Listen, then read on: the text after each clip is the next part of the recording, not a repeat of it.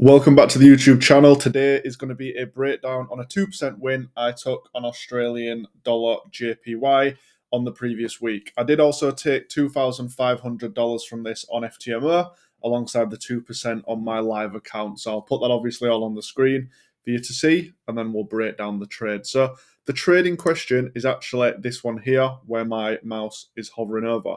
You can see obviously historically the win rate on AJ has been quite nice. The last three trades have actually been winners, so nothing to complain about in that sense. And what I basically want to do is just break down the reason why this trade was taken. As always, every single trade that I take gets sent to the group so that members can profit alongside me, and this is exactly what happened in this position. So firstly, I just want to kind of go over where the trade idea started itself. So if we look on the yen basket, this is basically my reason for the trade. So if I just go into replay mode one moment, this is basically what I was looking at on the yen basket. You can see on here, blue means it was an area that won, purple is an area that missed, and blue is an area overnight, and red is a trade which lost. So you can see the win rate is absolutely ridiculous with this strategy, and this is obviously what's allowed me to get funded and stay profitable for all these years. So basically, this zone here was an area of interest. Why? Well, price was firstly coming in to this low. So I identified that if price was to come back down into this low, we may see some strength to the upside. Now, there was a few more reasons in and around why I did this that the members saw, but obviously I don't want to give everything away. And you can see basically following that, price came down and came heavily into my area of interest. If I think that the yen is about to get strong, like this, then a currency pair like AJ, I expect, is going to get weak. Because basically, if we look at a currency pair, if you have strength in the yen, then it will bring down a pair like Australian dollar yen, because it's like a tug of war. If Australian dollar is against the yen, if Australian dollar is stronger, it will rise.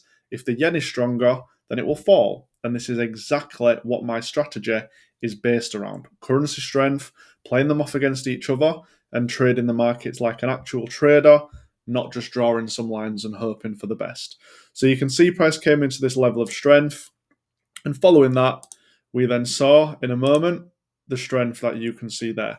This strength was enough for me to hit take profit, as you saw, and then price went in to another level of weakness, which obviously ended up working. But if we look, once price came into this the yen basket area, if we look what happened on Australian dollar yen, if I just rewind to here, this is what I was looking at. So if you imagine, this is the part before that big bearish candle on the yen basket, I identified that we had a profit-taking area up at this high.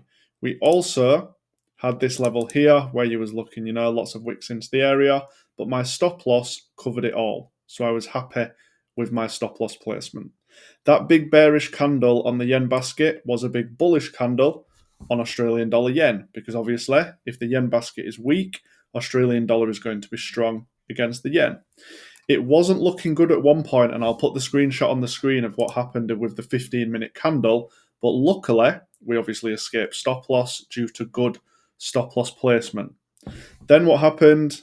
Price then came down, opened up with the 10 p.m. and hit my TP of 1-to-1. Why do I have a TP of 1-to-1? Well, my win rate is 80 to 90%. If my win rate is 80 to 90%, that allows me to take trades with higher risk with a lower risk to reward. Easy as that. In my opinion, you either risk less and have a higher risk to reward, or you risk more and have a lower risk to reward. And as long as your win rate supports that, then you're in a good position to make money. If your win rate is 40%, you don't want to be risking 2, 3, 4% a trade. Because my win rate is 70, 80, I am able to do that. So if we basically put now the yen basket and the Australian dollar side by side, if we just go back up, this is exactly what we were looking at. There we go.